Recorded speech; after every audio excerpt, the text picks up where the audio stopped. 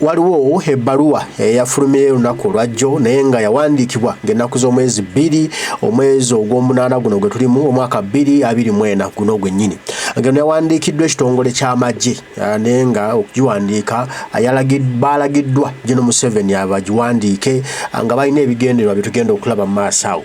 Ebbaluwa eno erina abantu beeronkoma ng'era egamba nti baagala kujjawo gavumenti ya Museveni mu nkola ey'okwekalakaasa. Muno nno mulimu Kyagulanyi Ssentamu Robert Bobi Wine, mulimu Dr. Kizza Besigye, Mugisha Muntu n'abantu abalala abo abali mu genzi abali mu teekateeka y'okwekalakaasa olw'enguzi. Kati nno General Museveni agamba nti enguzi bano bali mu kugikozesa nga shield oba ng'engabo bagyekwesemu bwekwesi naye ng'ekigendererwa kyabwe kyakuteekateeka kwekalakaasa kumobilizinga bannayuganda kubazuukusa kubajja mu fear basobole okuggyako gavumenti ye era nga abantu bateekebwamu ensimbi abali b'ebisiike bali abakoona empanka bwe bateeka ensimbi mu kibinja kino.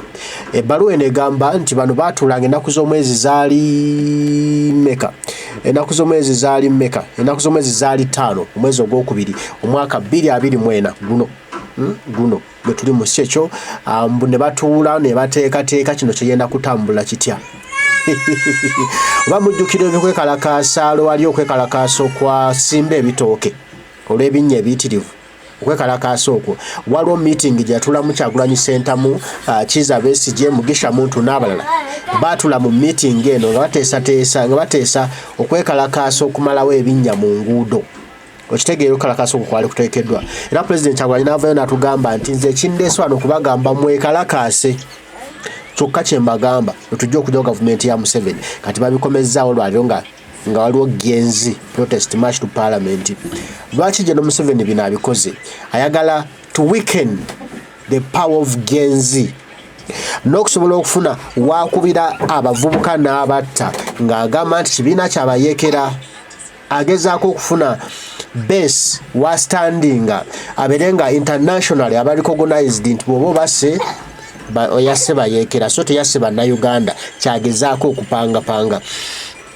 Naye kansuke nkulaga ebbaluwa tugiyitemu katono naye nga tugiyitamu katono ate tumale tulabe n'akatambi kenyaga tugatte mpolampola ebintu bino tuveewo nga ffenna tutegedde era omanye eki kye tulina okukola.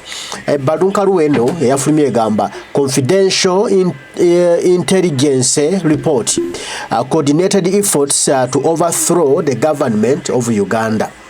Exclusive summary ne batugamba our intelligence nga bo benyini batugamba nti our intelligence operations have uncovered a coordinated and a multifaceted plot to overthrow the government of Uganda. Orchestrated by elements within the opposition parties, selected government officials, foreign governments, and LGBTQ groups in Europe. This report outlines the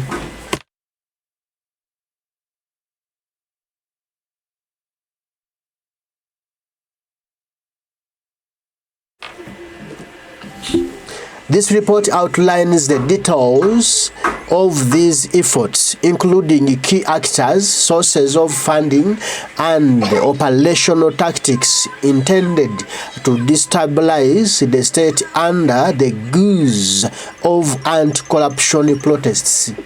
Owulira mbu ekitongole kyabwe ekinoonyereza kigudde mu lukwe n'abannabyabufuzi abaagala okujjawo gavumenti ya General Museveni nga bawagirwa nga waliwo abali mu gavumenti ye mwennyini n'abali ku ludda oluvuganya. Bano bawagirwa abali b'ebisiike abakoona empanka okuva eyo mawanga geebwe bawateekamu ensimbi. Muno olwekyo bazudde w'ensimbi gye ziva baani abakiri emabega era mbu bano beekwese mu ky'okwekalakaasa okulwanyisa enguzi. Okitegedde? Oba beerimbise mu ky'okwekalakaasa obuli bw'enguzi naye ng'omulamwa gwabwe gwakujjako gavumenti ya General Museveni. Ddala tusobola tugende ku wano mpola agambye nti abali mu opposition agambye on February 5th 2024, a critical meeting took place involving prominent opposition leaders. Kyagulanyi Robert, Northern Unity Platform, Kizza Besigye, Forum for Democratic Change, Mugisha Muntu, Alliance for National Transformation, abo bonna nno bambegabe. Kizza Besigye, Mugisha Muntu bonna bambega ba Museveni. Kati abataddeko Kyagulanyi kati yamanyi muno batula mu meeting eno Kyagulanyi bano bano betudde nabo bambega booli. Olya agambye nti these leaders reached a consensus on the need to work together to destabilize the current government. Their strategy involves around inciting chaos and unrest, primarily through orchestrated protests against alleged corruption. The ultimate goal of this alliance is to force a regime change in Uganda. Bwekibange kigendererwa kino kyakujja ku gavumenti ya General Museveni tuli katuufu. Lwaki gamba nti tuli katuufu? Njagala tusooke nkulage wano agambye LGBT tusobola tubaleka oba involvement y'abali b'ebisiike naye njagala nsooke okulaga then ndeko wenkutwala. Ndeko wenkutwala international engagement nedda social media mobilization involvement government officials waliwo wenjagala okulaga sources waliwo wenjagala okulaga then tusooke tudduka eri.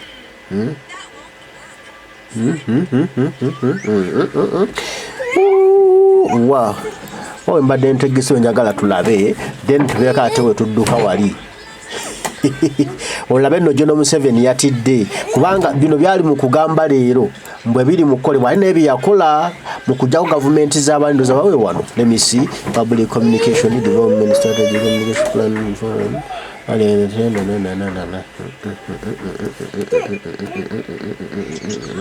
Kale kaso tuyite wano ndabe diplomatic engagement kati wakenjagala gravity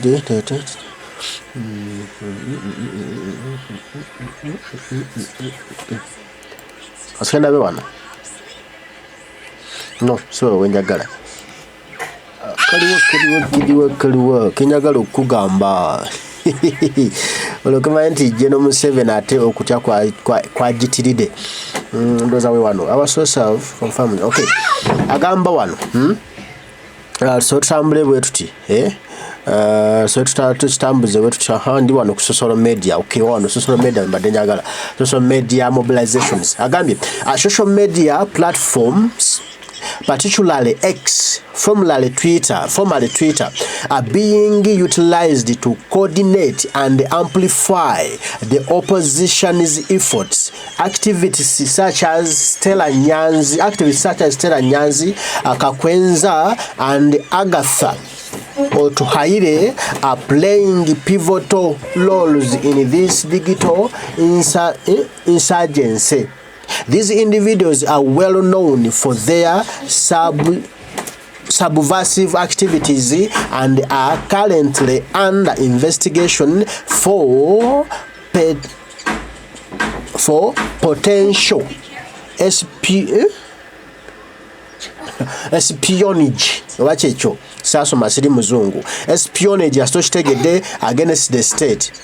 Okitegedde nti abavubuka bakozesa omukutu gwa X eyo ogezaako okumobilizinga okuteeka ebbugujjo mu bavubuka. Okitegedde mu bannayuganda okusobola okujjako gavumenti yani ya generali era ne bamenya Stella Nyanzi bakwesa Kakwenza Agatha. Okitegedde kati government officials kati nsubiro oyina ekifaananyi kyewafunye. Okitegedde oyina ekifaananyi kyofunye wano waliwo agambira nti our sources have confirmed that the national platform NUP has received substantial financial support amounting to approximately $5 million from the United States government. Nti government ya Museveni ezudde nti Kyagulanyi Center bado bawe n'ekibiina kye kya National Platform kifunye miliyoni $5 meka 5 wazindaba okuva mu ggwanga lya America. Era nga ensimbi zino za kujja gavumenti yani ya Museveni. So tugende maaso agambe, in addition, LGBTQ groups based in the United Kingdom have provided further financial backing. This funding is intended to support activities aimed at toppling the government, including financing protests and other subversive activities. Nti basudde ng'ogyeko miliyoni $5 eziva mu ggwanga lya America okuwa nezijja mu kibiina kya National Platform kujja gavumenti ya Museveni. Nti ate waliwo n'ensimbi endala eziva mu bali b'empanka mu Bungereza gye bagoba Bweni gye yakadda jjo. Okitegedde lwakuba waliwo palamenti ya Bungereza lwe yatula nega bagenda kuwagira jjo eyo Ssennyonyi ne Kyagulanyi okujjako gavumenti ya Museveni n'okulwanyisa enguzi. Kati gye Museveni agaye abo palamenti ya Bungereza ndi ya mpanka era nti ewa sente Kyagulanyi n'ekibiina kye okujjako gavumenti ya Museveni. Ensimbi ezo bakolesa okuteeka mu bali beggambye Agatha Kakwenza, Stella Nyanzi, abo ne bateekamu ssente mbu ekyo bakikola olwa Kyagulanyi nga ye yeekwesa eri ne banne bali bambega ba Museveni be twasookeddeko. Uli agambye nti it has been established that Nicholas Opio of Chapter 4 Uganda, a lawyer with known connections to foreign agents, is facilitating the transfer and the management of these funds. Opio Nicholas mumanyi gwe bakwatira ekyamosanga ekamokyanga anoonyereza ku baana abatulugunyizibwa abawambibwa biki abagambye mbu bakimanyi bulungi mbu ensimbi ziyita mwoyo ne zikozesebwa okutambuzibwa okutwalibwa mu bantu abalala. Agambye Opio's role is this conspiracy is critical as he channels these resources to fuel unrest and dissent within Uganda. Olide mbu Opio sawa wa amaanyi nnyo mubedde nnyo era yakozesa okutambuza omusimbi guno gujja mu kibiina kya National Platform then ne guweebwa Opio ye n'agutambuza mu bali abalala. Okitegedde lwatwe bagamba era wenjagala tutambulire tusimbulire. General Museveni atugambye mbu bano bagezaako okusisimula bannayuganda beetabe mu byaki mu byokwekalakaasa. Okitegedde nga bakozesa Twitter X era n'agamba nti the plot to overthrow the government is not limited to opposition elements. Intelligence indicates that some government officials may be complicity in these activities. We are actively investigating these individuals to ascertain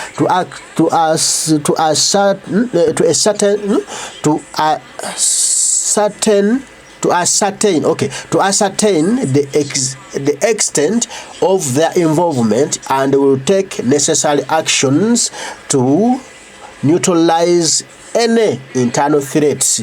Bajja kubatta. Njaga tubeeko wano wetugatta wagaye public communication. Develop a strategic communication plan to inform the public of the true nature of these protests and the foreign influence behind them. The intelligence gathered points to a serious and coordinated effort to overthrow the government of Uganda. The involvement of opposition leaders, foreign governments, and LGBT group in Europe.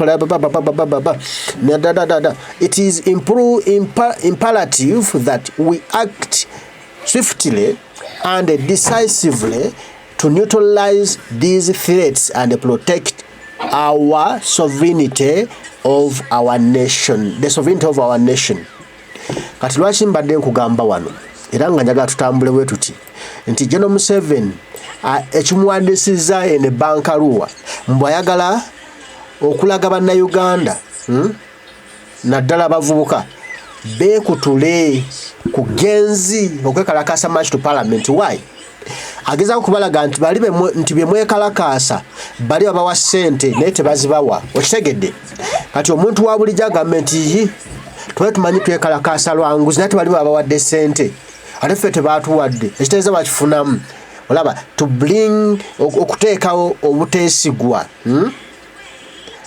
okubanga temukyesigaŋŋana mugambi ne bali batulyako ssente ate kati ffe kiteza tulwanirako bali tubiveemu okitegeera mukiveemu muleme kugenda maaso n'okwekalakaasa bagezaawo kuleetawo obutali bumativu mu beekalakaasi nti naye ate batugambye bawaayo ssente ate kati ssente zo zikolaki nga ffe tunazifuna kuba kino kibadde kiri original oba kiri organic kiva mu bannansi muli munda zaabwe okulwanira eggwanga lyabwe kati General Museveni ageza okukyawula ku bannansi akitaye ku bannabyabufuzi lwaki it's leaderless kiri partyless kiri cultureless kiri kyekirala kiri fearless okitegedde the genzi bali ebyo kati General Museveni kiri amufasa anoonya wakikuba talabawo kyova bataddemu bali Bastera Nyanzi Kakwenza n'ateekamu ba Agatha n'akiteeka ku Twitter kati kyaliko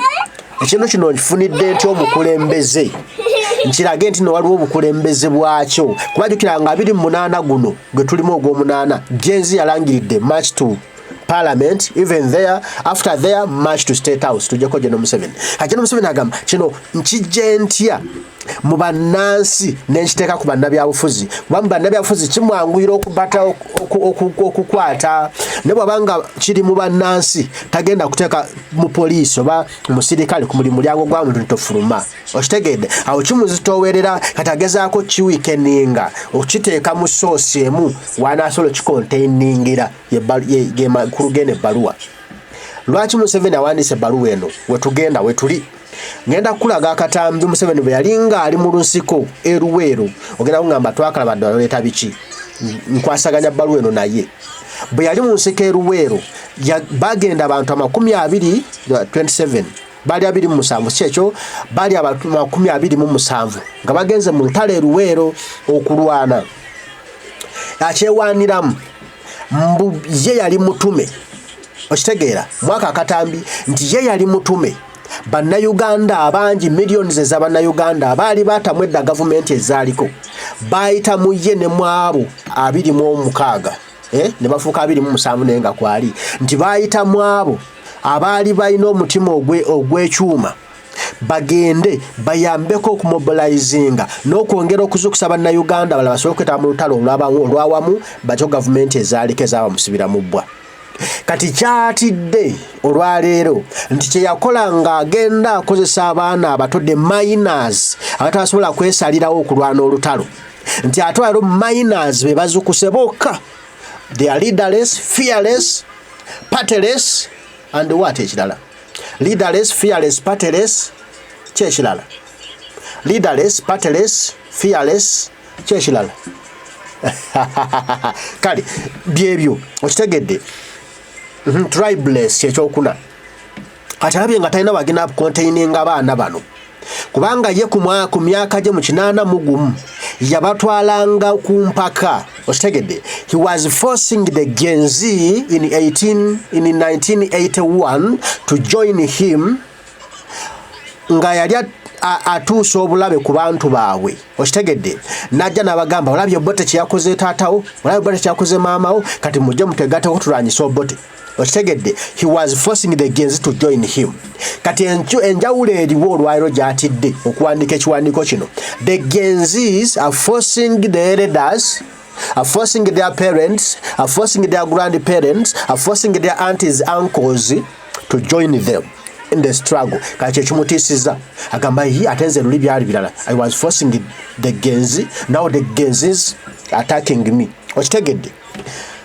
njatandike n'akatambi kano kuba ye agamba nti singa teyagenda mu nsiko yandibadde mu bannayuganda bali bonaabona olukwe ate olwaleero alaba nga ye kyeyakola nti yali afoosinga abantu ate nabaali batannaba kwetuuka okitegedde abaali below 18 years abaali below 16 beyakozesanga kwata bwana wa primary nga butendeke mundu nga bagamba you shoot to kill obwana wa primary jono misango kati wali tulina ba graduates Gens who are graduates and unemployed bebali ku streets bamugamba sebo enguze esuse va mu ntebe Agishimukankanyize empale ayagala kuba neutralizinga akijje kubanga it's a country wide demand oba cause agiteeke ku pate okitegedde Kivula batega Kyagulanyi bali abasajja be ababiri ndala Kyagulanyi mugezi atutandike twabakatambika nga tukatematema. There's only one way to enter the so-called fire zone, and that's with an army which these past few months has fought a relentless bush war against guerrillas opposed to President Obote. They led the way as we crossed into Luwero district. Only an hour from Kampala maybe, but at once we saw the first of many deserted and devastated villages now under army control. Settlements where no one is allowed to walk, let alone reclaim their homes. A mile further and the first of the huge groups of refugees who are now living in army-controlled camps. These people are all from the Baganda tribe, once the aristocrats of Uganda. Now they chant support for their long-standing enemy, the president, and his party, UPC. They have no choice. A war made largely in their name has left them victims of a fierce campaign to stamp out insurrection in Uganda at large. Well, I leave it to my own countrymen and women. If they want a difficult time, they will support these lawless elements. If they want stability, if they want rehabilitation, if they want peace, if they want prosperity, I call upon them not to support such persons. Katonda wa buyinza. Katonda wachi wa buyinza. Mu bbaluwa eri gye nkusomedde ya General Museveni alimu ng'agamba abannansi obuteegatta oba obuteetaba inform the public obuteegatta oba obuteetaba mu bintu bino ebya genzi ebyokwekalakaasa mbukubanga byakumenya mateeka byakuleta butabanguko mu ggwanga Uganda era n'ababirimu mbu tebaagaliza Uganda kulaakulana mbu Uganda ekulaakulanye nnyo n'olwekyo bano baagala ku destabilizinga Uganda okujja ekitiibwa kya Uganda ekyobwetwaze bagize wansi bayonoone enkulaakulana n'obote ebyo nebigambo Museveni byayogedde mwene ebbaluwa okitegedde n'obote byayogera obiwulidde wano n'obote mu kwogera kwe byayogera ng'agamba bannansi nti tebageza ne beegatta ku bantu abamenyi b'amateeka okwonoona eddembe lya Uganda okwonoona enkulaakulana Uganda gyalimu okwonoona engenda mu maaso ya Uganda okugizza emabega n'obote byayogera ng'agamba Museveni ng'agamba bannayuganda mu 81 temugeza ne mwegatta kabinja kali akabamenyi b'amateeka okitegedde temugeza ne mukeegattako akabinja ku kabamenyi b'amateeka kagenda tuzza emabega n'olwaliro General Museveni byali mu kwogera obote byayogera history repeats itself. Checho, Nedda. The history can't repeat itself. But the foolish repeat history. Foolish. Baga foolish. Ababuyabuya. Ababuyabuya baddamu ebyafaayo. Ebyafaayo tebyeddingana. Wabula ababuyabuya baddamu ebyafaayo. Wekitibwe kiri ndowooza. Akoluzungu kannemye siri muzungu. Kakati tutambula tulaba katambi kano. Kamilton Obote ne Museveni. Mu 81 paka 86 we yawambira. Njagala nkulage nti byali mu kugamba ero genzi byekola bye yakolanga okitegeera mu myaka giri egya 81 ng'ali mu kuforcinga genzi emwegatteko bajjeko Milton Obote ne government awezaddako okitegedde naye nga abaforcinga amala kukola bikolobero ku bazadde baabwe n'alyoka aleeta abagenzi ne bamwegattako meaning tewaliwo mbeera nkyamunyonyo kuba abantu bali aforcinga baforcinge kati olwaleero genzi abantu bennyini beesitukiddemu okumujjako bakuba bazadde abantu bannaye omuntu gw'omwaleeta tumukooye mutwegatteko tumujjeko kati agezaako to demoralize genzi aja attaching ku kibiina kya national platform kuba agambye baali batula mu meeting ey'okujjako General Museveni mwalimu Mugisha Muntu ne Kizza Besigye ne bwayogera ku source of funding bafundinga kibiina kya national platform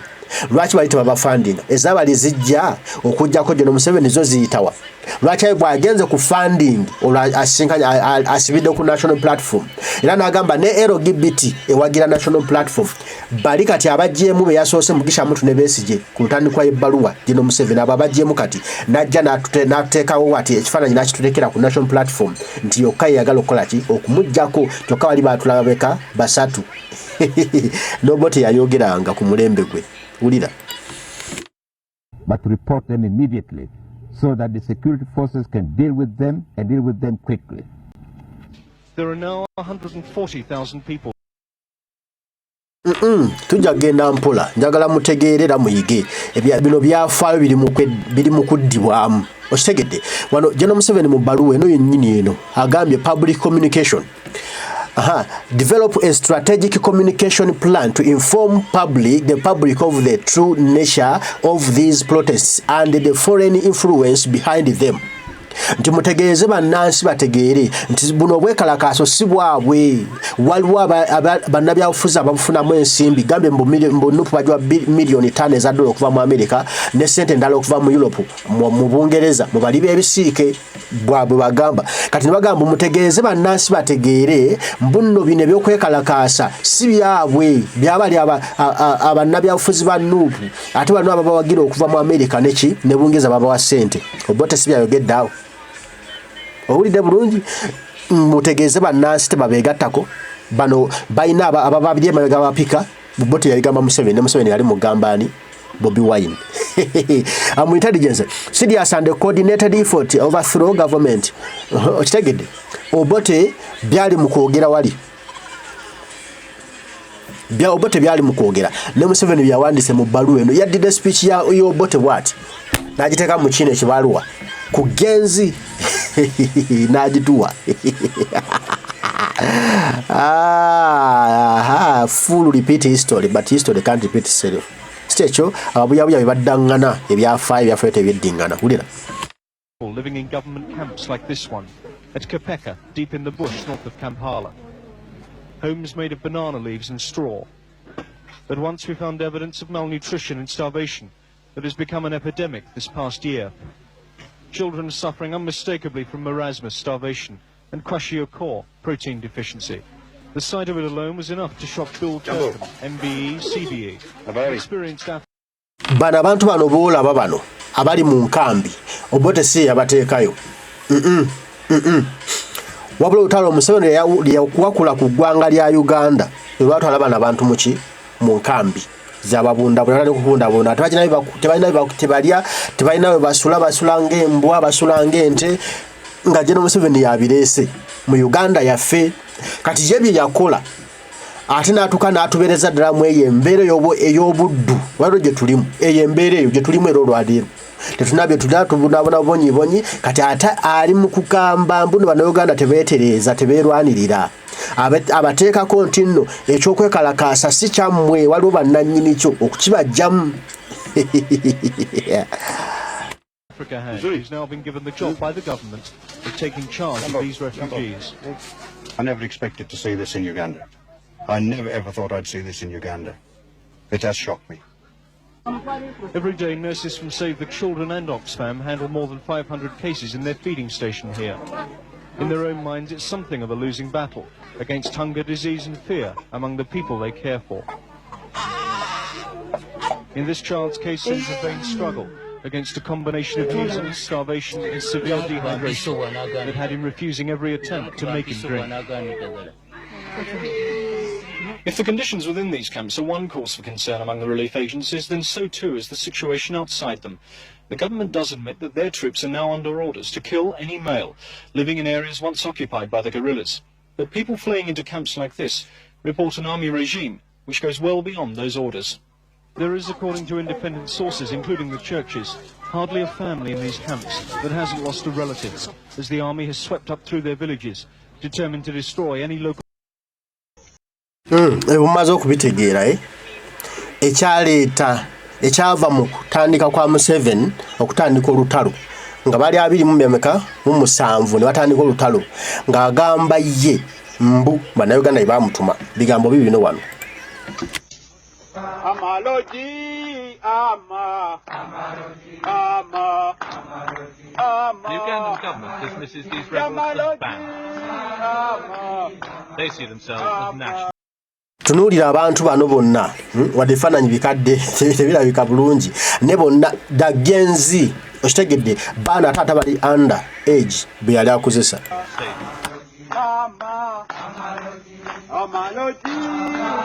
4 years ago, this man, Yoweri Museveni led 27 disaffected soldiers into the bush. Today, his National Resistance Army numbers an estimated 6,000. The Ugandan army's fighting methods against this rebellion have brought it into the centre of a human rights controversy. The rebels are convinced that their fight is a just one. What else can we do if you have got a government which has closed off all other channels of peaceful change? What else could we do except to surrender, to resign ourselves to slavery? And we couldn't do that as long as the people were willing. Because this is their own war. The people are actually the ones who urged us on to fight. If we do not have this support, we would never have started such a war. Owulidde mu bannayuganda be baamusaba alwane mu gavumenti bebange egadde emikutu gyonna egy'okutuusa obukulembeze mu mirembe okola ki? Okkiriza obeere mu buddu nti nedda toyinza kukkiriza kubeera mu buddu wabula ositukano ya n'ogirwanyisa n'okola ki? N'ogijjako. Kati olwaleero gavumenti egadde emikutu gyonna egy'okuvaako mu mirembe akalulu ebbakabbe neyewaana n'okwala nti tujja kubabba munaatukola ki? Ne beewaana. Kati bwe tugenda mu by'okugamba nti awummule kale aveeko nayo tayagala kuvaako, bwe tugamba nti tulinde emyaka gimuddeko aveeko n'agikyusa, okitegedde emikutu gyonna egy'okutuusa obukulembeze mu mirembe gigaanye. Awamba buwambi bantu, asiba basibe, afunkunya oli n'atulugunya n'akola buli kikolobero. Kakitegeeza nti emikutu gyonna egy'emirembe gigaanye. Kati what can we do? Can we surrender ourselves to slavery? Mbuzamu tweweeyo ffe nga bannayuganda abaana abazaalibwa wano mu buddu tubeere abaddu mu nsi y'abajjajjaffe. What can we do? Katugambe kitulina okukola. So it is to the people's benefit themselves, and the fact that they have been able to bear this suffering as we have seen is a testimony to the fact that this is their own war. These people are just using us. We are the instruments. If we Owulidde, it's their own war. They have bared this suffering, meaning it's their own war. They are just using us, we are their instruments. Kati General Museveni yajjawa Odeste egamba nti bannayuganda degenzizi abagamba tukoye enguzi twakujjawo gavumenti yo nti bo they are not using Kyagulanyi. Kyagulanyi is their instrument. The Genzis, the Ugandans are using Kyagulanyi as an instrument. If Kyagulanyi refused to be an instrument to fight you and your government, it would have been a treason. Katuwulire. If had not started the war, we would have been declared traitors. We studied the dynamics of the situation. If we had not started the war, we would have been declared traitors. Abaliwe nkwe. Okitegedde? Kakitegeeza ne Kyagulanyi singa tuyatandika tono lwagujjako General Museveni twandimuyise muli wankwe, twandimuyise munanfuusi. Twandimuyise nti alidde mu nsi yo olukwe. Okitegedde? Bw'oba gwe wakikola tuyagala abalala bakikole. History teyeddingana. Tasobola kweddingana. Ababuyabuya be baddingana history.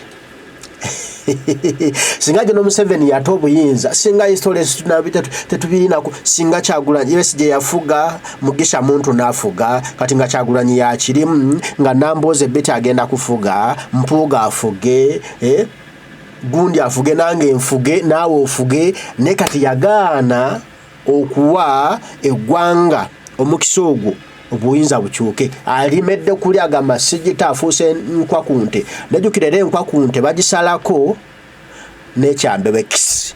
Kati ekyambe kyatidde. Olanga afulumya bino ebaluwa nene bino bigambo byogera. Nobote yabyogera. Kiba kitegeeza tewaliiwo nkyukakyuka, tewaliiwo kipya. Bino byaliwo Bannayuganda bawangula. Ne bino byoliko webiri Bannayuganda, we gonna win this war. We gonna win this battle. Ne bono tutekako obujirimbi simanya bali bebisiyaga babawagira, simanya ensimbi baziva mu America, simanya ziva mu Europe, byonna jabite kawo General Museveni naye bazikuwa. Bwaba gwe bazikuwa ne bakuwanga ne mundu nojja government ezaaliko gwani agano bakoma kuggwa okubikuwa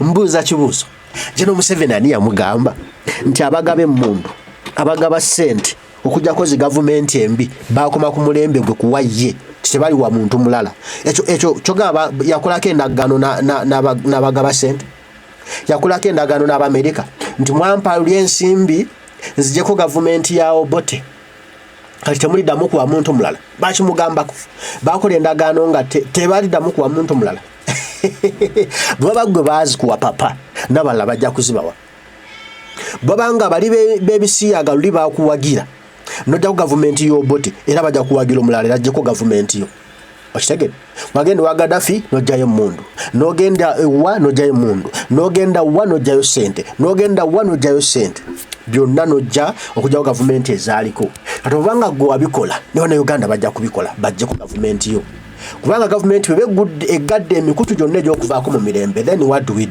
We surrender ourselves to slavery oba tetugenda kwekkiriza kugenda mu buddu papa tujja kujjaku ate singa luno tawe tetwatandika bannayuganda nga twasaba tutandika olutalo olukujjako bandi tuyise bali bankwe bandi tuyise nno twalya mu nsi yaffe olukwe bandi tuyise babikozi babikolobero nti no tuli wamu naawe kati tulina okubeera mu lutalo luno Kyagulanyi n'oddubeera mu ddu kujjako kati mukitegere waliwo n'akabadakala Jeno Museveni kaali mu kupanga Kyagulanyi no mutaddeko nti omusango nti no Omuyekera alaba Kyagulanyi teyeekweka kwati wali kimwekwekesa gye yalinga mu nsiko nga yeekwese nga waavireyo bati bakwata embaga kati agamba yi naye no yateekwekako atanjekera atantwala Kyagulanyi yakizzeemu gyo n'agamba nze ndi Muyekera atagenda okujja ku gavumenti ya Museveni mu mirembe sina mundu ati Museveni nayo kimuluma kimububbula omutwe omwana yeeyisa Omuyekera ate sinaawe ntandikira musibako misango ebyo bino byatandise bino ne bino byakolebwa ne ku mulembe gwabwe guli ejira tulabamu ono kapiriri. We knew that although we had 27 armed people, but we represented millions of potential soldiers. These thousands here, they were all civilians, all peasants. Many of them were peasants. So although the 27 armed people were a small number, they represented a huge force of potential soldiers. And we knew that with the correct tactics, we could enable the 27 to mobilize the millions who were on our side, but were not properly organized. Okitegedde awo ndowooza kati nze ne bwentema atugambye omukulu kanzire mu kinene tubyogere omukulu atugambye General Kaguta Museveni mwennyini kamwake nti baali 27 ba representinga bannayuganda million obukadde n'obukadde abataali organized who are not properly organized okujjako government n'agamba mbu bakozesa obukodyo obw'enjawulo ng'okujja ne basuna taatawo ku ttamo bane batta omuntu ne bagamba ne bajja ne bagamba olabye Obote wassa omuntu twegatewo tugenda tuggyeko Obote obwo obukodyo bwe bakozesa okumobilizing the millions who were not with them who are not well organized.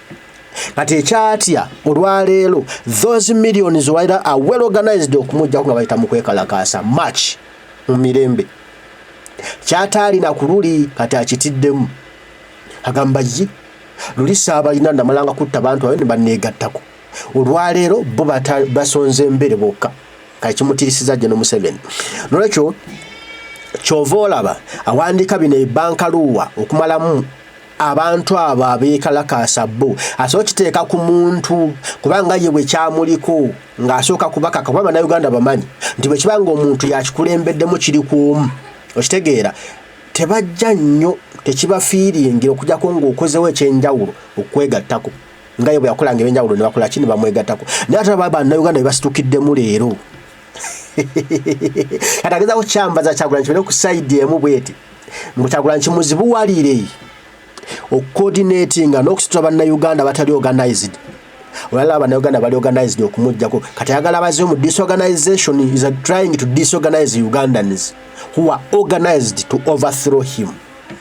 Okategedde akazungu nga kafuuye nnyo ate olwaleero nalidde emmere ki agambye nti Ugandans are more organized to dislodge him, to overthrow his government.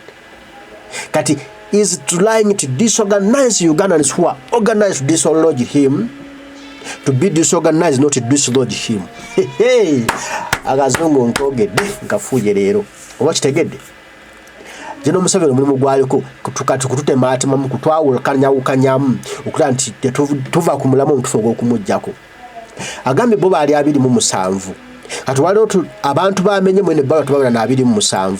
Kiba kitegeeza nti bo ate amaanyi gaabwe matono. Bana bamenye Agatha Kyagulanyi, Stella Nyanzi, Muganda waffe Kakwenza, Kiza Besigye, Mugisha Muntu. Bali 6 ndowooza bamusanga. Sekyo bamenye. Kati ne bagenzi batamanyiiko. Okitegedde? Kati abuuza bana banene ndaba tebabiriimu. Naye ate kintu kitambula kigenda mu maaso. Kati ng'ateekawo akabadi nti bakozesa ono omwami gwe nkugambye Opio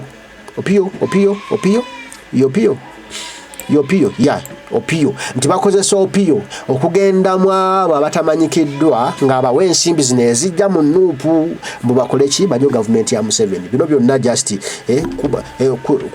tugambe nti nno kicks of a dying horse. Kusambagala just asambagala. Enkoko balisazeeko muteeka tesambagala papala naye ngo mutwe gukoze ekigugenze. Ebyo byalimu kakati olwaleero. Lwaki nkugamba ebigambo bino?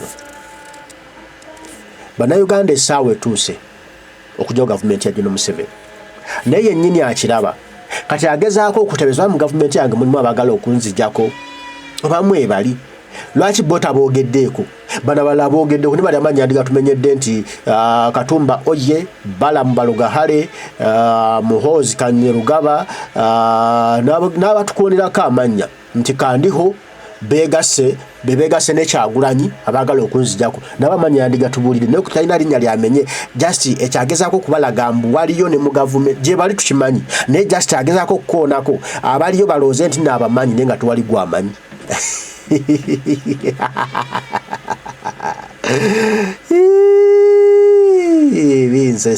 Binsesa. Gwe Munnayuganda omanya nti omulimu gwe tulina kutereeza ggwanga lyaffe bya mirembe. Tetugenda kukwata mu muntu nga General Museveni bwe yakola. Kati ekimutiisizza alaba yateekamu amaanyi mangi, natta abantu bamwegatteko, natta bano natta bali bamwegatteko. Naye ate ffe tulina muntu abantu beegattako bokka bestuuka bokka kumuggyako. Kati ekyo kimubobbi omutwe. Kati how can I disorganize them? General Museveni will not go to disorganize this struggle. Ne bono ne bamukyagulanye n'omuteekaawo omutimbeko ekintu. You are just wasting your time. Kuba Kyagulanyi singa teyasituka bannayuganda bamuyise traitor gw'obyogedde. Singa Kyagulanyi teyasituka kulwana luno lutalo bannayuganda bandimuyise traitor, bandimuyise muli wankwe, bandigambye nedda oba otanga to yasituka nga bannayuganda bye bamuforcinze. Owedde bagambye bannayuganda bye batuforcinga kano ne Kyagulanyi ffe tumuforcinga ate naffe bwe tweforcinga. Nono ekibankaluwa bwe ntonze bwe nkigambye mubitegedde.